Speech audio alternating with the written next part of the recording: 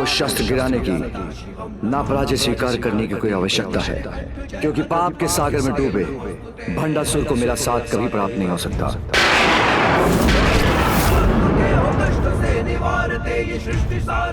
पाप की पराकाष्ठा को पार कर अपने सभी पुण्य खो दिए। अब वो आशीर्वाद या सुरक्षा के नहीं, मात्र मृत्यु के महादंड के योग्य है। और जब आप स्वयं युद्ध भूमि में हैं, तो उसके नाश में कोई संदेह नहीं।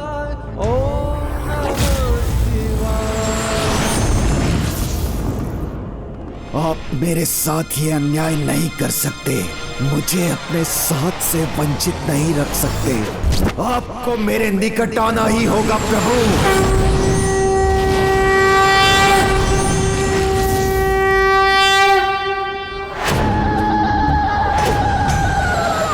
कौन रोकेगा हमें? कोई नहीं, क्योंकि इसका हम अवसर ही नहीं देंगे इन्हें।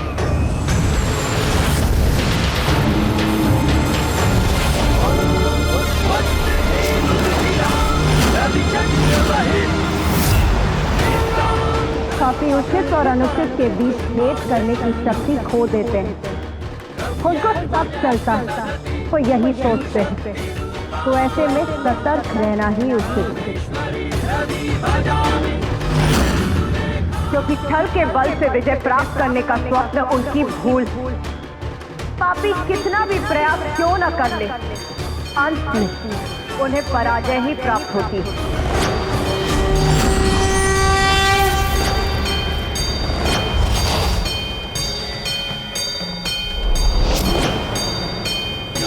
इस बार हमारी पराजय नहीं, जय जय ही होगी हमारी।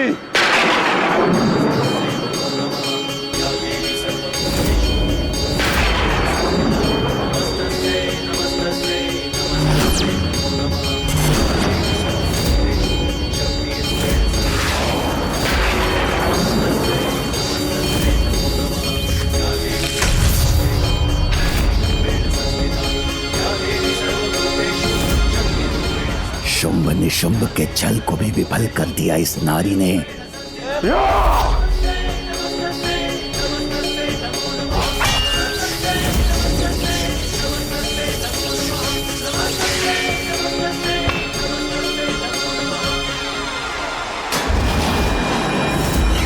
नारी, इस बार सर्वनाशी होगा मेरा प्रहार।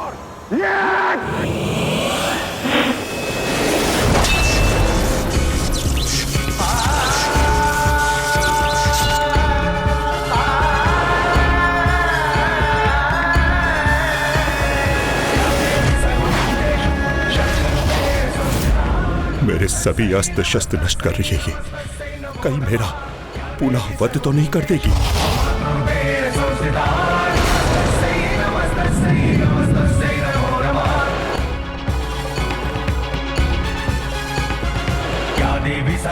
भ्राताशुंभ, भ्राताशुंभ,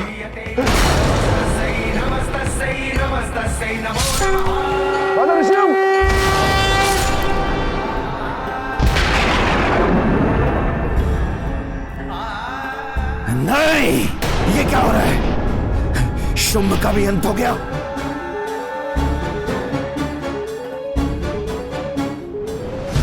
तुम्हें स्तंभित कर वही परिणाम करूंगा तो तूने भ्राताशुंभ का किया है।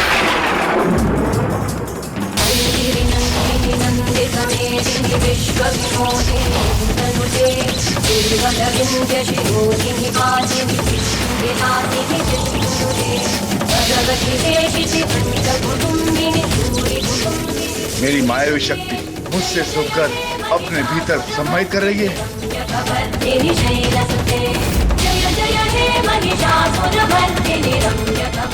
ये कैसे संभव है? ये देवी शुंभ के स्तंभन शक्ति को कैसे सोख सकती है? इतने अचंभित मत हो शुंभ। वहाँ माया को ही माया से बांधना चाहते हैं, और कितनी भूल करोगे तुम।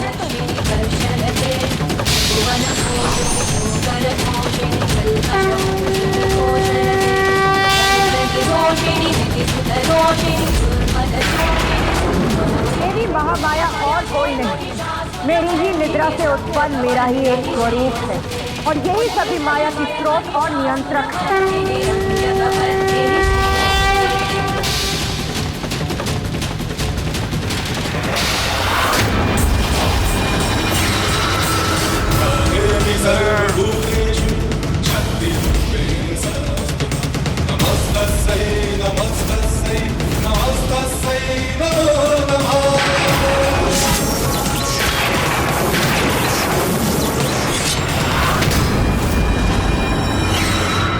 महामाया, ये महाशक्ति, तुम कोई भी रूप ले लो, अंत मेरा अंत संभव नहीं। वो भी तुम्हारे जैसी तुच्छ नारी के हाथों।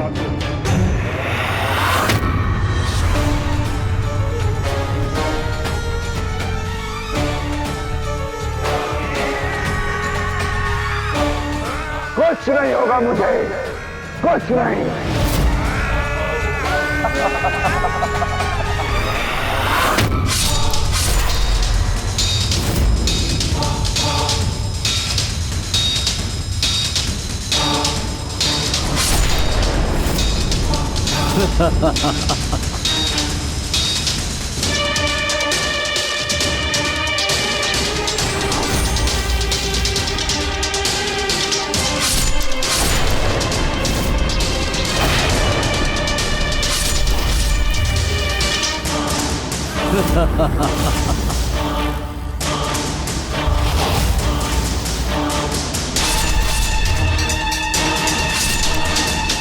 कितना भी प्रयास कर लो, मुझे आहत नहीं कर सकती तुम।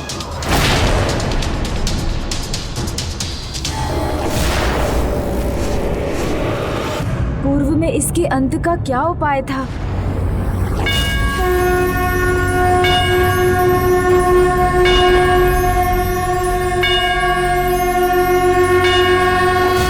हाँ, माता आए है तो फिर यही होगा। नारी को अबला समझने वाले इस दुष्ट का अंत माता की शक्ति से नहीं वरन नारी शक्ति से ही होगा।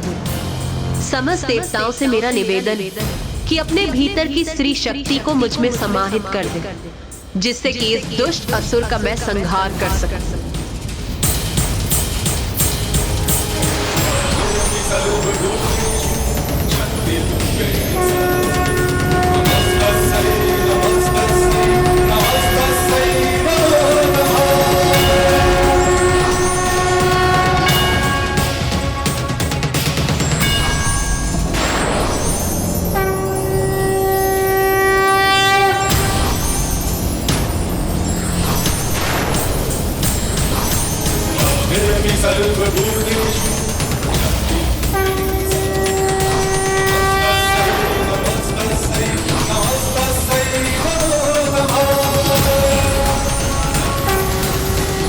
मेरी नारी शक्ति भी मुझे छोड़कर देवी में समाहित हो रही है।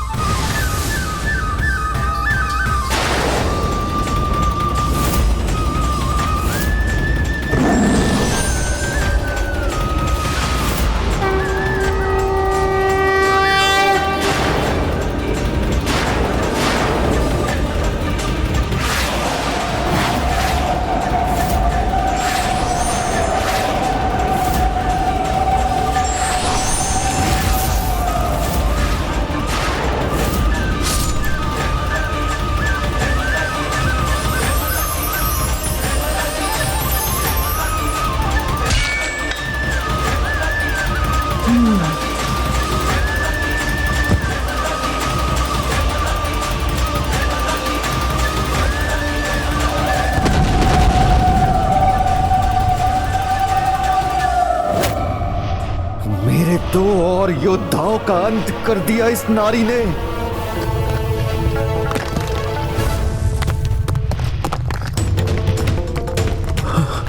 पितृ पर्वत भी क्षतिग्रस्त हो गया।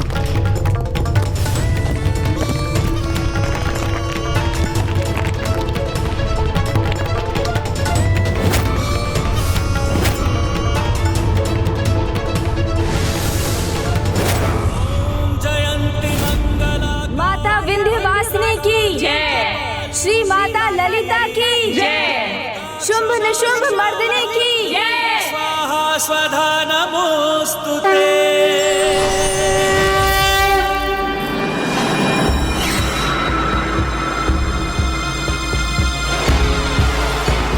पुत्र गणेश,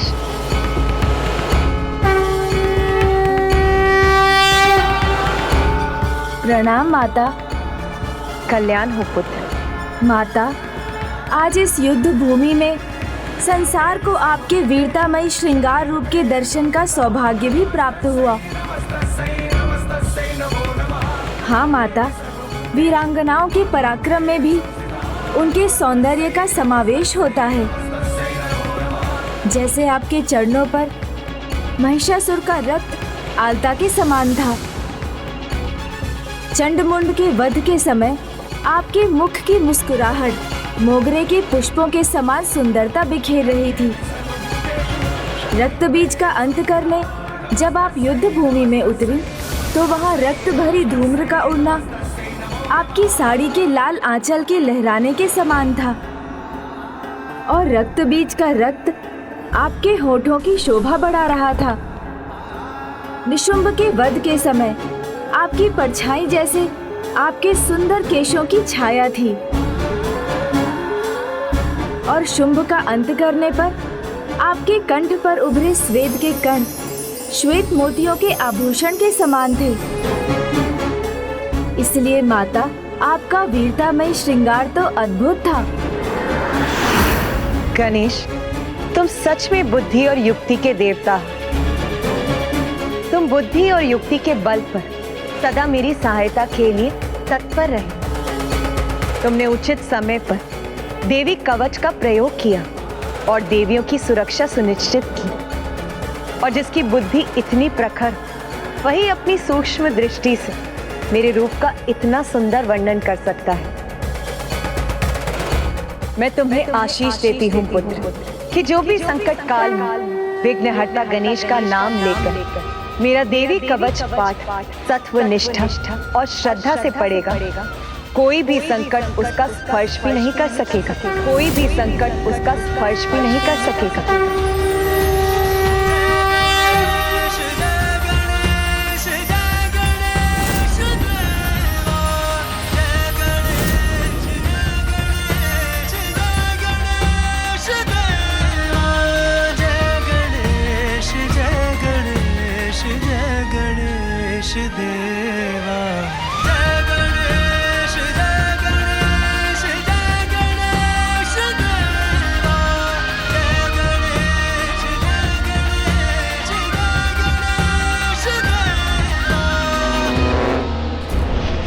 मेरी विजय का अभियान चलता रहेगा।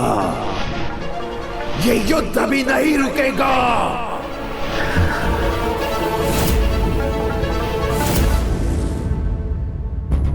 पुत्र गणेश, क्या हुआ? मुझे बताओ, क्या है तुम्हारी चिंता का कारण? इन सभी असुरों से मैं परिचित था, इसीलिए मैं इन्हें पहचान कर इनके अंत का सुझाव दे सका। किंतु यदि भंडासुर ने किसी ऐसे असुर को भेजा जिसे मैं भी ना पहचान सकूं, फिर उसका क्या परिणाम होगा? पुत्र, जिसके पास बुद्धि का बल हो उसके लिए कैसी कठिनाई। इसीलिए अब भंडासुर जो भी करेगा उसकी चिंता तुम त्याग दो। जिन्हें कुछ करना होता है वो विचार नहीं करते। भंडासुर को जो करना था वो कर चुका। तुमने मेरा कुछ नहीं छीना, क्योंकि जो मैं तुम्हारा छीनूंगा देवी तुम उसकी कल्पना भी नहीं कर सकती। और मेरा एक प्रहार तुम्हारे सहस्त्र प्रहारों पर भारी पड़ेगा। सत्य से परिचित होना सभी का जन्म सिद्ध अधिकार है गणेश जी, तो फिर भंडासुर इससे क्यों वंचित रहे? आज माता के महिमा गान से उसे भी ज्ञात हो जाने दीजिए कि चाहे वो कुछ भी कर ले, हमें कोई चिंता नहीं। चिंता की चिता तो जलकर ही रहेगी, क्योंकि मैंने जो किया है वो अद्भुत अंधकारी ही नहीं, कल्पना से भी परे है। माता, जिस ज्ञान के प्रकाश से आप भंडासुर के भीतर छिपे अंधकार को मिटाकर सर्वत्र प्रकाश की ऊर्जा का संचार कर गगन समीरा, नमन को पंच तत्व भी है अधीरा।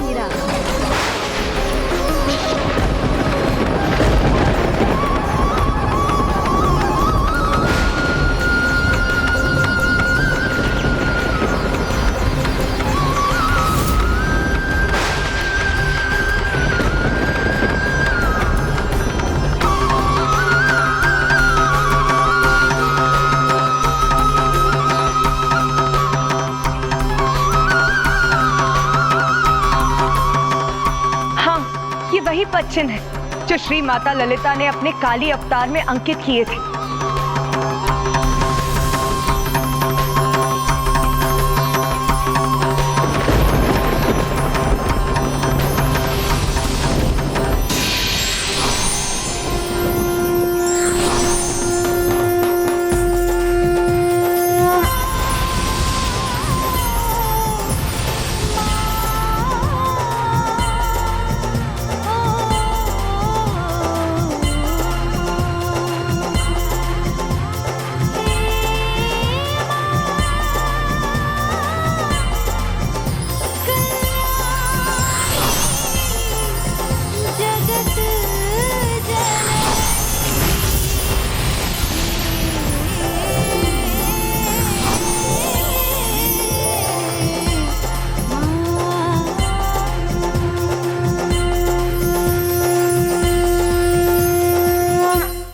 पंचभूत तत्वों ने आपके लिए जिस सिंहासन को आकार दिया है, उसकी शोभा बढ़ाकर आप धर्म के साम्राज्य का आरंभ करेंगी।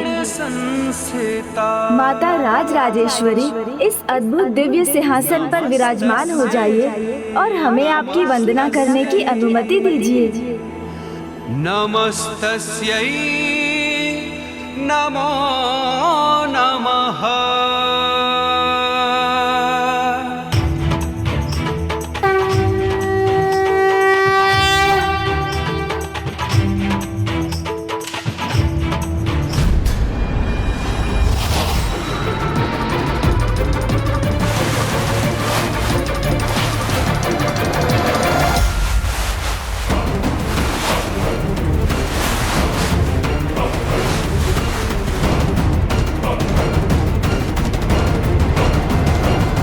जब मेरे जन्म का आधार ही भस्म है, तो क्यों न मेरे होने वाले साम्राज्य का सिंहासन भी भस्म का हो।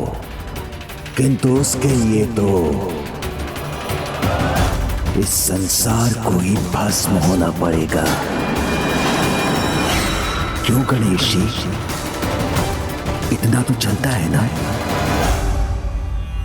या देवी सर्वभूतेषु शक्तिरूपेण संस्थिता, नमस्तस्यै नमो नमः।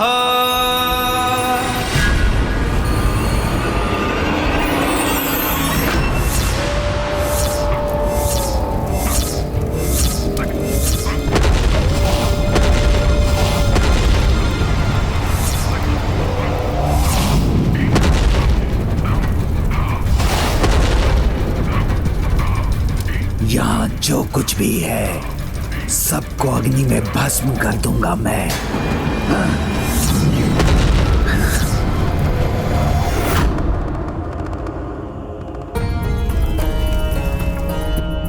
सूर्यास्त से पूर्व ही इसने अग्नि क्यों जलाई है? मुझे संदेह हो रहा है, कहीं कुछ ऐसा तो नहीं जो हम देख नहीं पा रहे हैं। भंडासुर अपने ही महल को आग लगाकर नष्ट कर रहा है, कहीं इसमें कोई नया षड्यंत्र तो नहीं है? पुत्र कार्तिकेय सर्वतोचित कह रहा है, भंडासुर कोई बड़ी योजना बना रहा है। पुत्र गणेश को सतर्क रहना चाहिए।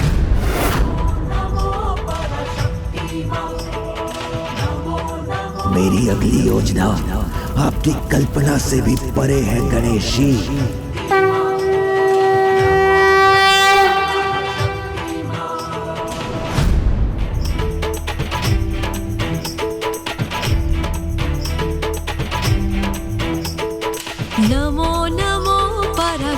पराशक्ति मां, नमो नमो महाशक्ति मां, नमो नमो पराशक्ति मां, नमो नमो महाशक्ति मां, नमो नमो पराशक्ति मां, नमो नमो महाशक्ति मां।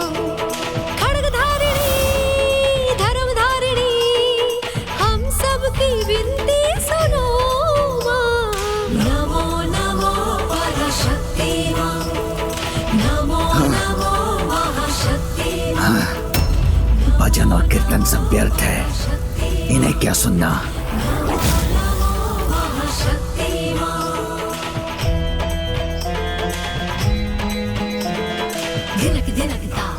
कर लो भजन, कर लो। कब तक कर पाएंगे? स्वयं ही शांत हो जाएंगे। भंडासुर, बस कुछ समय और प्रतीक्षा कर लो।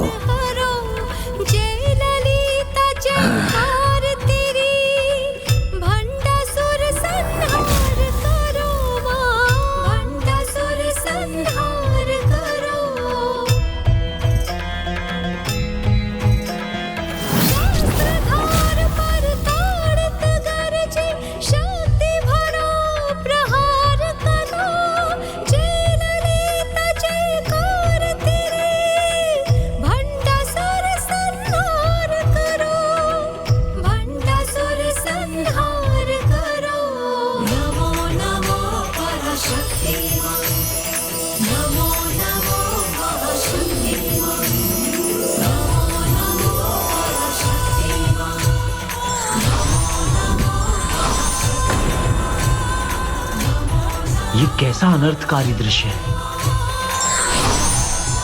स्वर्गलोक के सभी देवी देवता इस प्रकार कणों में परिवर्तित होकर विलीन क्यों हो रहे हैं?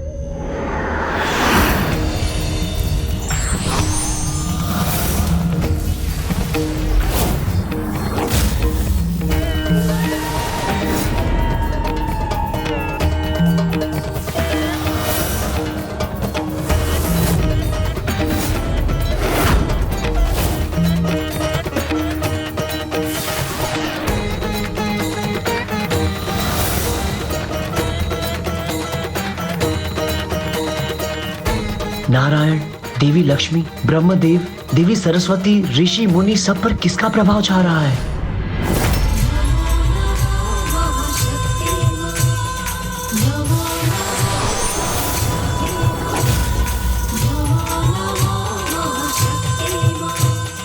नंदी जी, क्या आपको ज्ञात है इस दृश्य के पीछे रहस्य?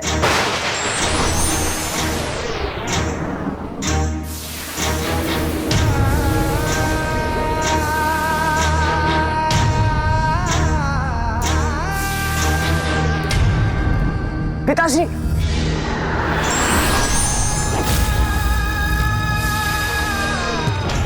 माँ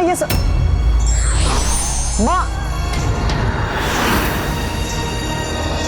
इस दृश्य ने तो मुझे आश्चर्य में डाल दिया है। पिताश्री, महादेव और माँ भी सभी के साथ इन भिन्न रंगों के कणों का रूप लेकर कैसे विलीन हो रहे हैं?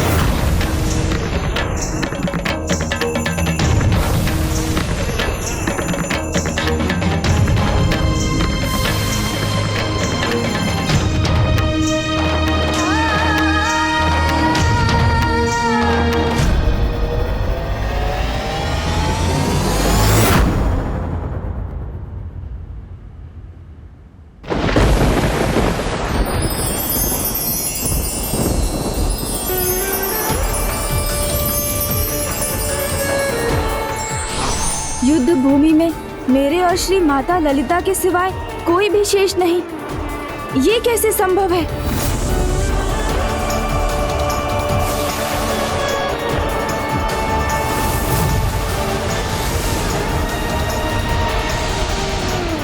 सूर्यदेव का प्रकाश भी लुप्त हो रहा है। समय का चक्र भी थम गया है।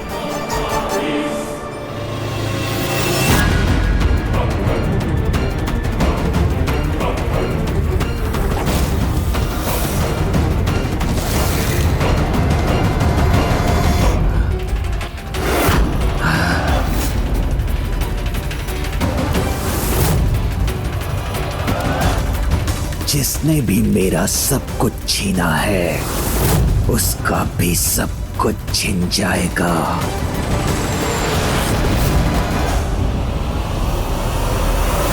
सभी माताएं कहाँ दृश्य हो गईं? सूर्य देव तो निरंतर अपने पथ पर गतिमान रहते हैं। कदाचित देवताओं को इसका कारण ज्ञात होगा।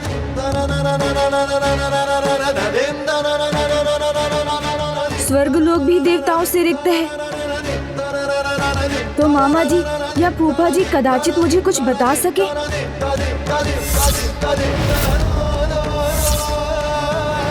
कहीं कोई नहीं, किंतु पिताश्री, माँ और ज्येष्ठ कार्तिकेय तो अवश्य मेरी जिज्ञासा शांत करेंगे। मुझे कैलाश जाना चाहिए।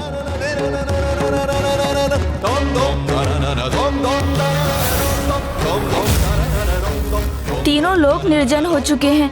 अब मैं किससे पूछूं कि संकट का क्या कारण है? कहीं कोई नहीं है अनुज गणेश।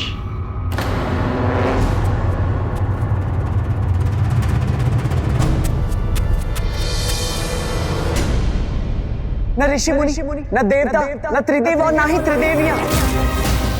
तुम्हारे, मेरे, श्री माता ललिता और सूर्यदेव की सिवाय। हमारी सिवाय कौन भैया? मात्र प्रभु महाशिव और महाविष्णु ही है।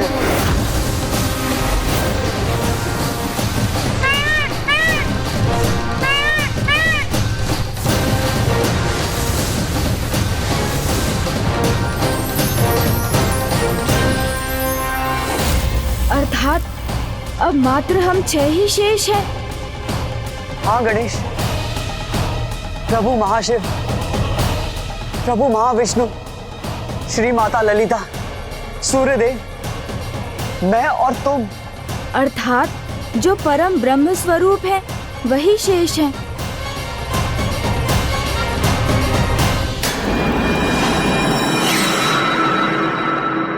भंडासुर।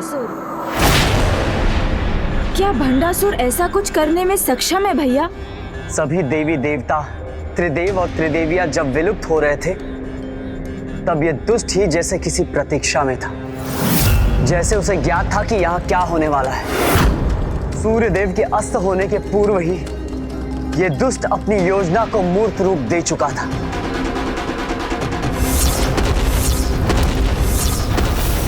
तब तो मात्र यही हमें अपनी कपट योजना के बारे में बता सकता है भैया। इस बार मैंने ऐसा उपाय किया है जो इन सभी को दुर्बल बना देगा और मेरा सिंहासन सभी ब्रह्मांडों का सिंहासन बनेगा।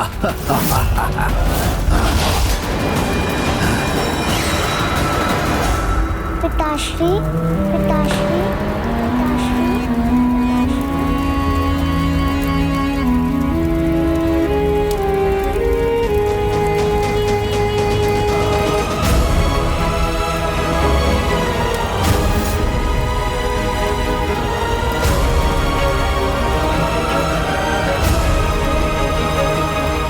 पिताश्री, यहाँ देखिए ना, यहाँ मेरी ओर, मैं यहाँ हूँ, मैं यहाँ हूँ।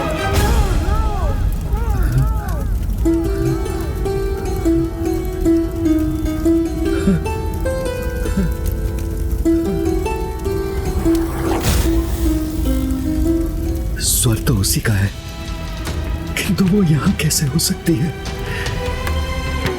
उसे तो स्वयं मैंने अपने इन हाथों से ये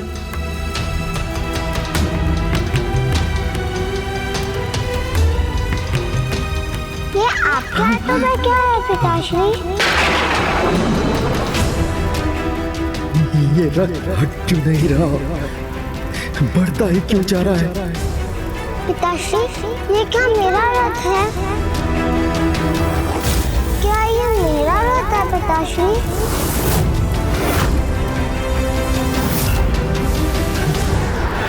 पिताश्री, ये क्या मेरा रथ है? क्या ये मेरा रथ है पिताश्री?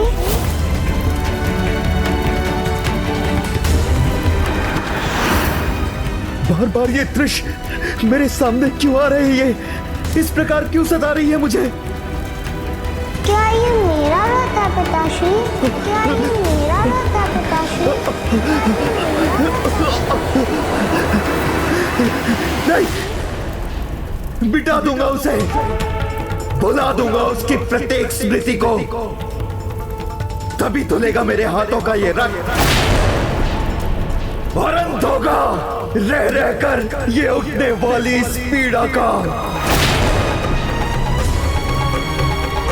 कुछ नहीं शेष छोड़ूंगा मैं, उसका स्वर अब कहीं से नहीं आने दूंगा मैं।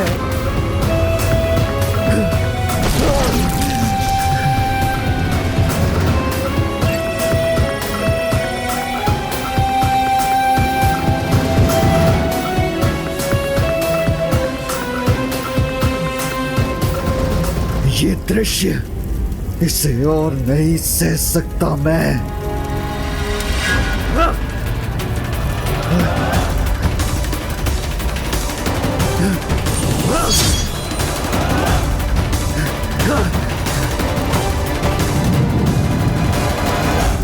बड़ी दयनीय अवस्था है तुम्हारी भंडासुर।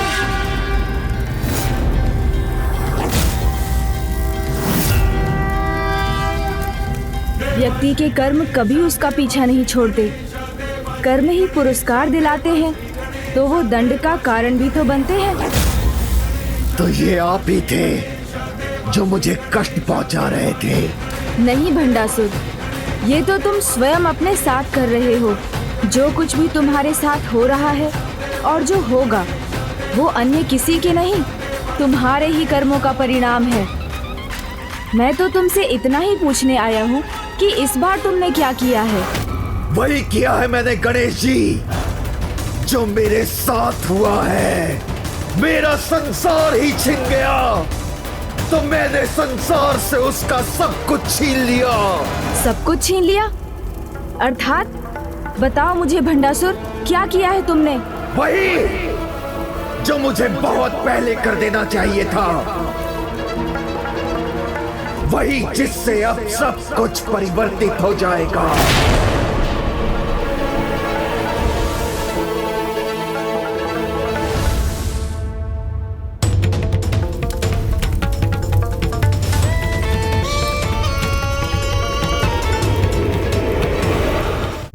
भंडासुर, आज तुमने प्रमाणित कर दिया कि अज्ञानी ही नहीं, महामूर्ख भी हो तुम।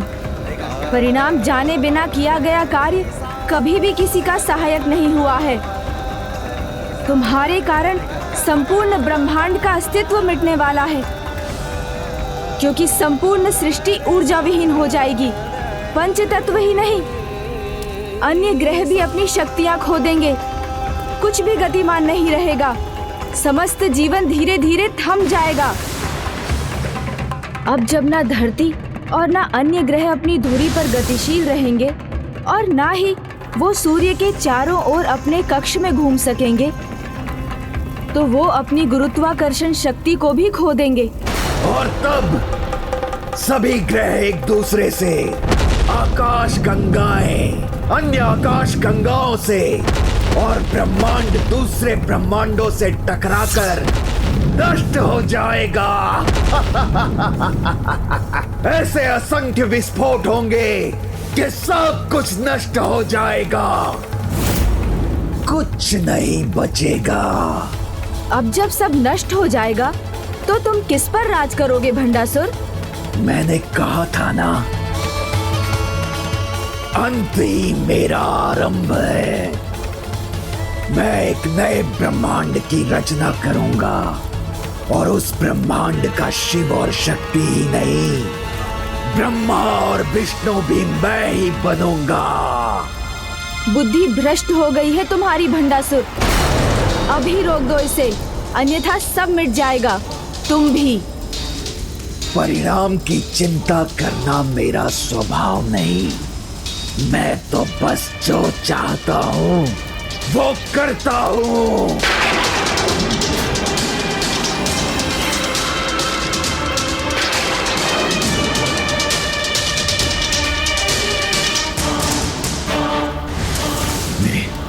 मेरे हाथ शिथिल और जड़ क्यों होते जा रहे हैं?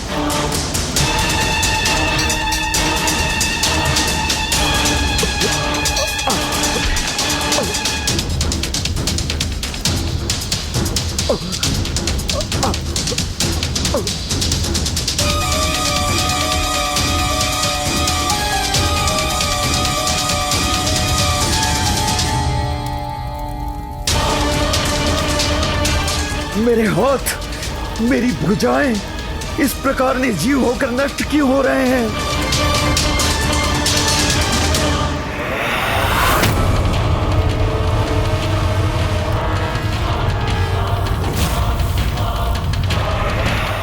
जो जाल तुमने बुना है वो तुम्हें ही निगल रहा है भंडासुर। अब कुछ ही समय शेष है, अभी भी बता दो मुझे, क्या किया है तुमने? ऐसा ही रहा तो सब कुछ नष्ट होता जाएगा और अपने किए का परिणाम तो तुम भी भुगतोगे।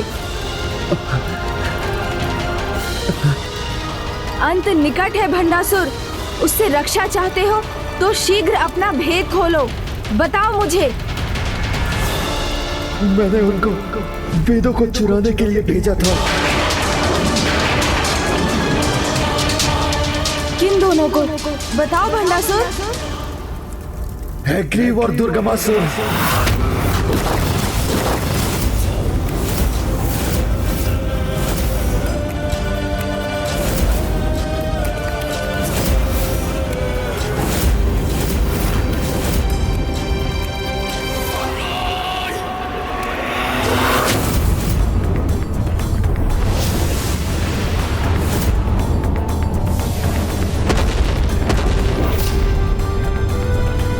दुर्गमासुर और हैग्रीव, प्रतिशोध लेना है ना तुम दोनों को, इसलिए युद्ध के लिए इतने उत्सुक हो रहे हो तुम दोनों।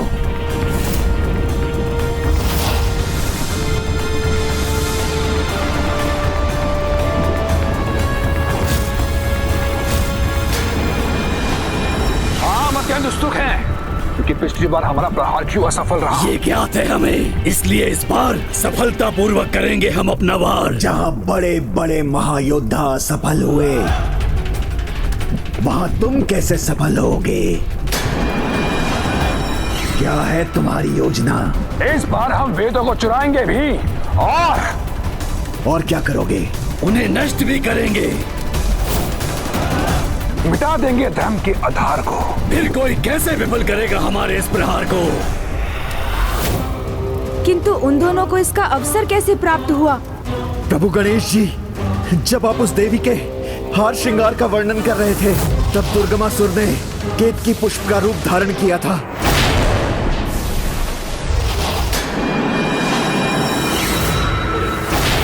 केतकी, तुम यहाँ कैसे? प्रश्न आपको नहीं मुझे करना चाहिए कि आप यहाँ क्यों हैं? ब्रह्मलोक है ये मेरा, संसार के रचयिता ब्रह्मदेव का स्थान। मैं इस स्थान की नहीं, आपकी योग्यता पर प्रश्न कर रही हूँ। क्या आप ब्रह्मदेव के पद के योग्य हैं? स्मरण कीजिए ब्रह्मदेव, जब महादेव ने आपकी और नारायण की परीक्षा ली थी, तब आपने उस परीक्षा में उत्तीर्ण होने के लिए मुझसे झूठ बुलवाया था, जिसके कारण मुझे महादेव से श्राप मिला कि केतकी पुष्प को किसी भी पूजा में सम्मिलित नहीं किया जाएगा। लेकिन आपको त्रिदेव का पद प्राप्त हुआ। क्या ये उचित है? अपराध तो हम दोनों ने ही किया था ना? ब्रह्मदेव केतकी के प्रश्न उत्तर के कारण अपनी ग्लानि में उलझे रहे और उस अंतराल में हैग्रीव ने वेदों को चुराकर अपना कार्य कर लिया। वेद मेरे हाथों में नहीं है। वेदों से रिक्त होकर मैं ही नहीं, समस्त संसार ज्ञान के प्रकाश को खो देगा। यह अनर्थ तुम नहीं कर सकती केतकी। केतकी नहीं ब्रह्मदेव, दुर्गमासुर कहिए।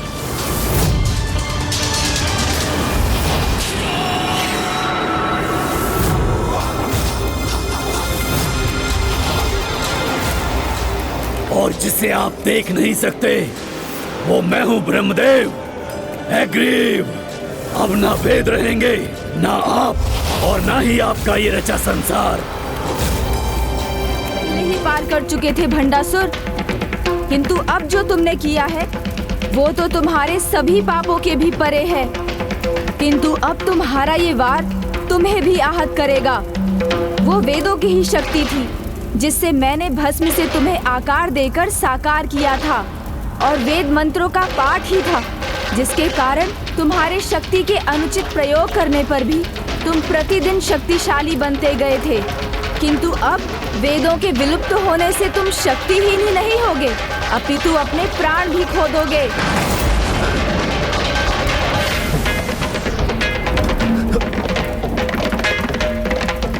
अभी भी समय है, रोको उन्हें बुलाओ और वेदों को ब्रह्मदेव को लौटाने का आदेश दो। तभी अपनी रक्षा कर सकोगे। अपनी रक्षा चाहते हो तो विचार मत करो, जो करना है वो शीघ्र करो भंडासुर। गणेश उचित कह रहे हैं, मुझे इस अनर्थ को रोक देना चाहिए। अभी अधिक दूर नहीं गए होंगे वो दोनों। दुर्गमासुर, हैग्रीव, हैग्रीव, दुर्गमासुर, हैग्रीव, सुनो मेरा आदेश और लौटो यहाँ।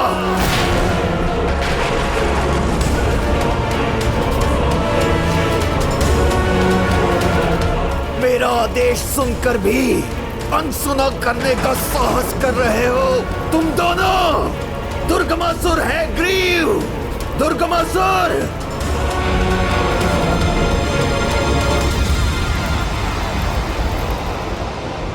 शिवपुत्र गणेश और उनके साथ इसे भी वापस लौटकर अपनी योजना को असफल नहीं कर सकते हम। प्रभु, आपने ही मुझे आकार दिया है और साकार किया है, तो एक बार फिर मेरे प्राणों की रक्षा कीजिए।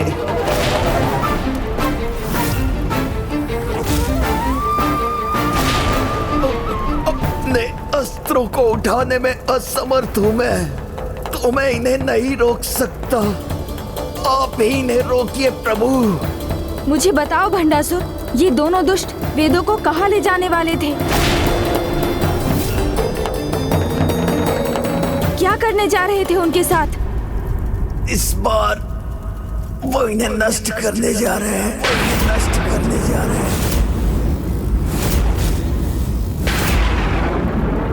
ऐसे स्थान पर ले जाकर जहां आप भी ढूंढ ना सके, और वो स्थान वो स्थान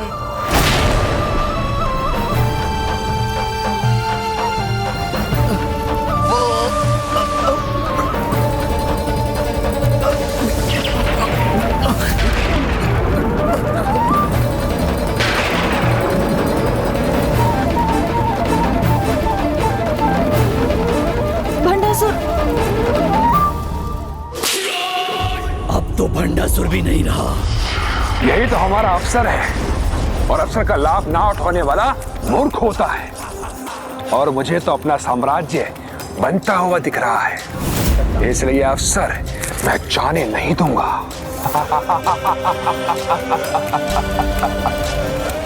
हमें गणेश की दृष्टि से ओझल होकर इन वेदों को नष्ट कर देना चाहिए।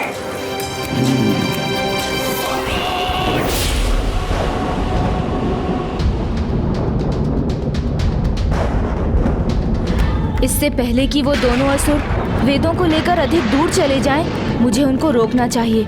मूषक जी, शीघ्र ही मुझे भैया कार्तिकेय के पास ले चलिए। जी प्रभु।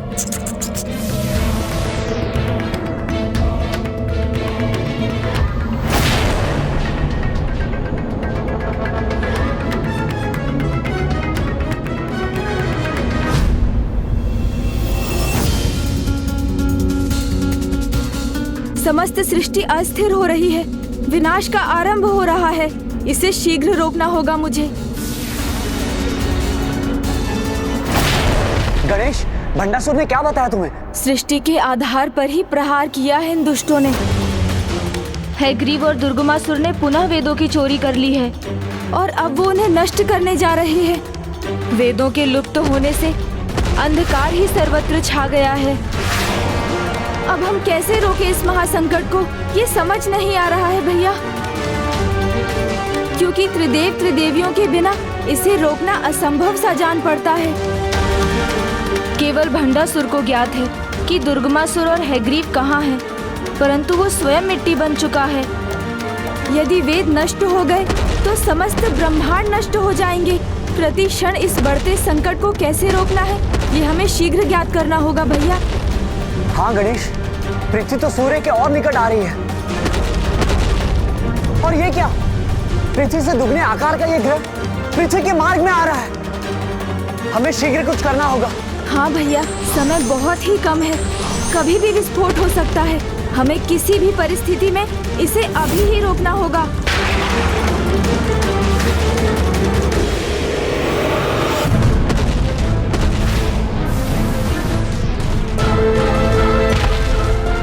भैया, आप उसे रोकिए और मैं इसकी दिशा परिवर्तित करता हूँ।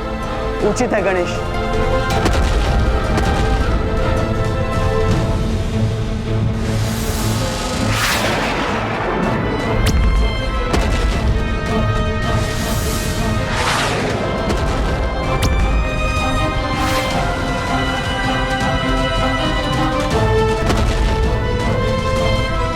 ये संकट तो टल गया भैया। हाँ गणेश, किंतु हमें सभी ब्रह्मांडों का संतुलन स्थापित करने के लिए वेदों को शीघ्र अतिशीघ्र उनके स्थान पर लौटाना होगा। और उसका तो एकमात्र उपाय है उन दुष्ट असुरों को ढूंढना। यदि मैं एकाग्र होकर अपनी दिव्य दृष्टि का प्रयोग करूं, तो अवश्य कुछ संकेत मिलेंगे।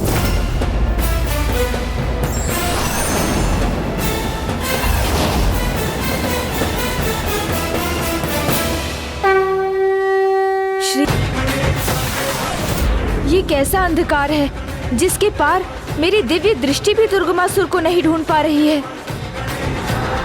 ढूंढना तो दूर, किसी प्रकार का संकेत भी प्राप्त नहीं कर सकते, क्योंकि इस अंधकार से धर्म का कोई प्रकाश उन तक नहीं पहुंचेगा। ये उचित समय है इन वेदों को नष्ट करने का। अधर्म के अंधकार इस सागर में अधर्म अपने चरम पर है। यहाँ धर्म की प्रकाश की एक भी किरण पहुंच नहीं सकती।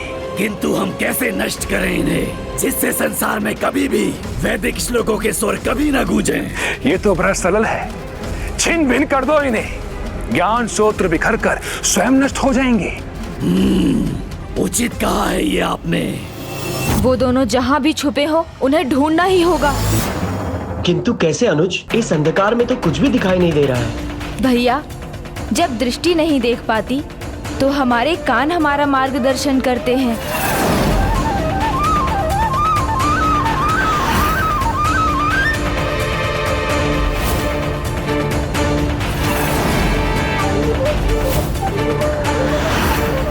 मात्र गहन अंधकार ही नहीं, सर्वत्र व्याप्त मायावी शांति के कारण कोई संकेत नहीं मिल पा रहा है।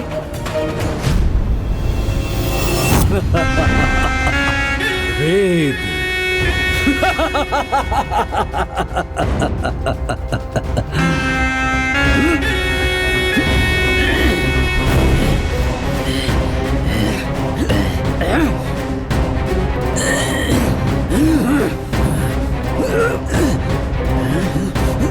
ये वेद नष्ट क्यों नहीं हो रहे हैं?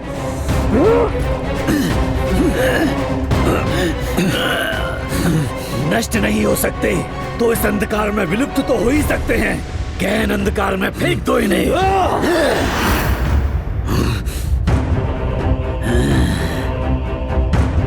संभव है ये वेद इस प्रकार नष्ट नहीं होंगे। तो शीघ्र कोई अन्य उपाय करो। भैया, हमें कोई अन्य उपाय ढूंढना होगा। क्या कोई संकेत नहीं मिला तुम्हें? भंडासुर ने सत्य कहा था। वो किसी ऐसे स्थान पर गए हैं जहां उन्हें ढूंढना असंभव है, क्योंकि वहां बस अंधकार का ही साम्राज्य है। किंतु इस प्रकार तो बहुत विलंब हो जाएगा गणेश।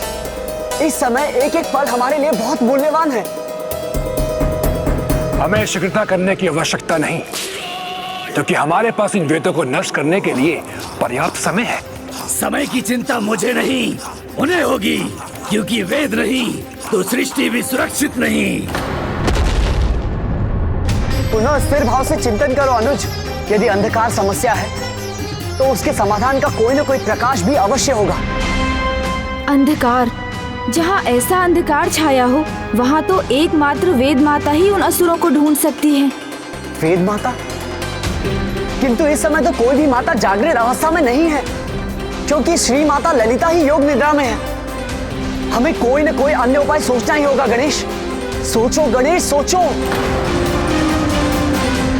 सोचो दुर्गमासुर, कोई तो अन्य उपाय अवश्य होगा इन्हें नष्ट करने का।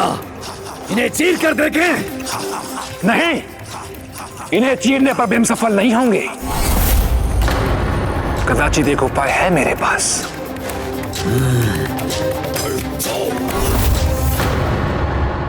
भैया, माता ने कहा था समस्या के स्रोत में ही उसका समाधान होता है। समस्या हमें ज्ञात है गणेश, वेद संसार से लुप्त है, इसीलिए इसका तो एक ही समाधान है, उन्हें ढूंढना और उन्हें उनके स्थान पर लौटाना।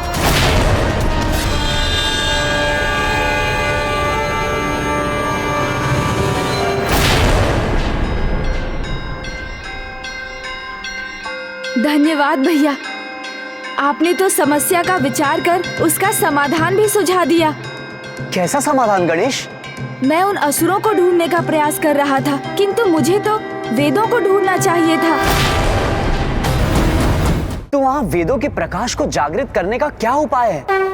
मंत्रों में श्रेष्ठतम गायत्री मंत्र।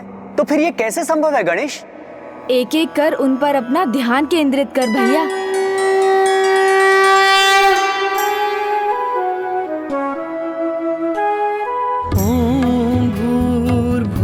स्वाहा तत्सवितुर्वरेण्यं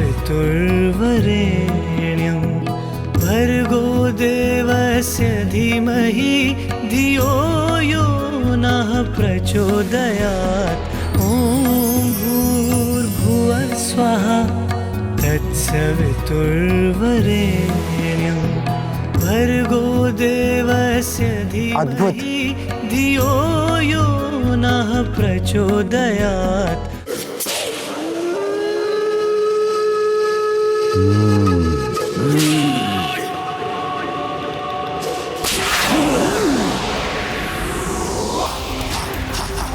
क्या हमारा ये उपाय सफल होगा? अवश्य सफल होगा। अग्नि सात्विक होती है, वो भेद नहीं करती। भले ये वेद हमारी आसुरी शक्तियों को निरर्थक कर सकते हैं, किंतु जिस अग्नि की महिमा का ये स्वयं वर्णन करते हैं, उसका तिरस्कार कैसे करेंगे?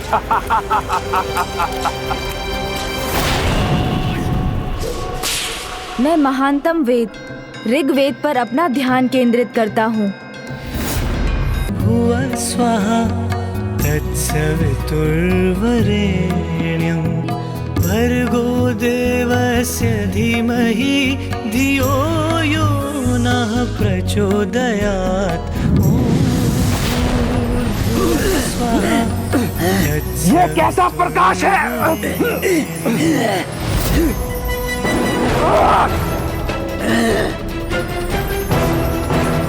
वेदों का प्रकाश हमारे लिए संकट का संकेत है अग्नि।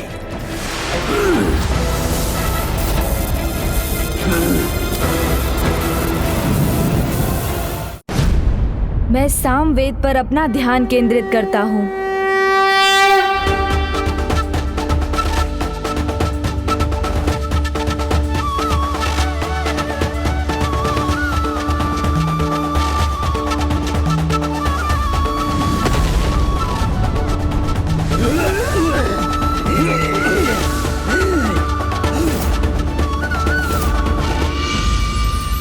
वेदों के प्रकाश ने नष्ट करने वाली अग्नि से इन्हें सुरक्षित कर लिया दुर्गमासुर।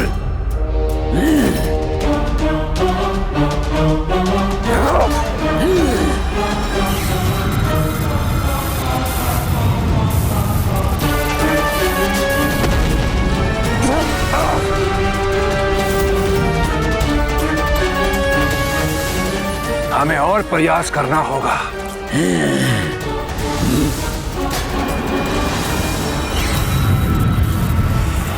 अब मैं अथर्ववेद का ध्यान करता हूँ।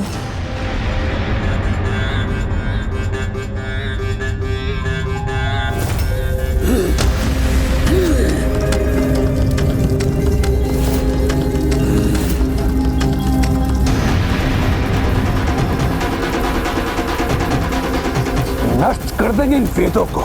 सुरक्षित नहीं रहने देंगे इन्हें।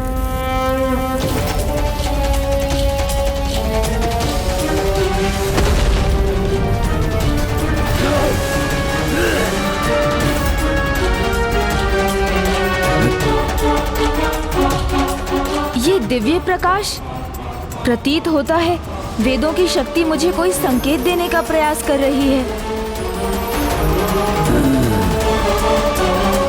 धृतराष्ट्र, हमारे सभी प्रयास विफल कैसे हो सकते हैं? ये प्रकाश का कैसा दिव्य कवच है इनके चारों ओर।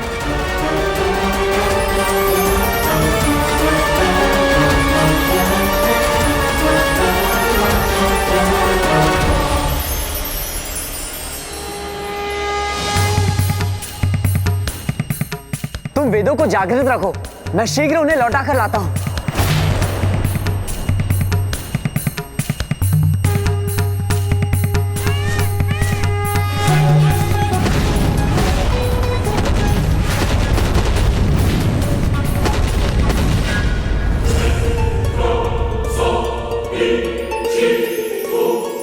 ये वेद स्वयं की सुरक्षा तो नहीं कर सकते, अवश्य कोई दिव्य शक्ति इनकी रक्षा कर रही है। संभव है इन्हें दूर से ही किसी ने जागृत किया हो। समझ गया, महादेव पुत्र गणेश।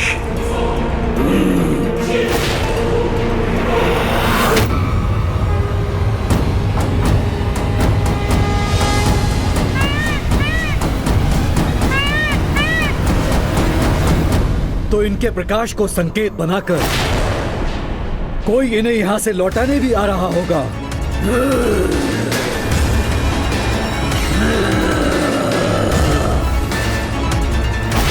मुझे आशा है कि इस दिव्य प्रकाश के लुप्त होने के पूर्व ही भैया वहां पहुंच जाएंगे।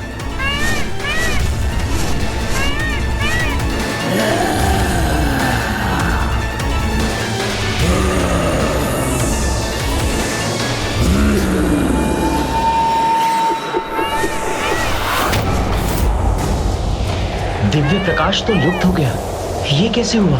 अब मैं उन वेदों को कैसे ढूंढूंगा? लो, हर लिया मैंने प्रकाश। अब सर्वत्र अंधेरा ही अंधेरा है। अद्भुत!